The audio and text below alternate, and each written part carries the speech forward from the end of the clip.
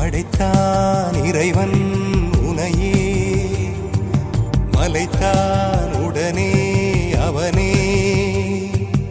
அழகை படைக்கும் திறமை முழுக்க உன்னுடன் சார்ந்தது, என் விழி சேர்ந்தது. விடிய விடிய மடியில் கிடக்கும் பொன்வினை உன்மேனி மீட்டட்டும் என் மேனி. விரைவினில் வந்து கலந்திடு, வீரல் பட மெல்ல காணிந்திடு.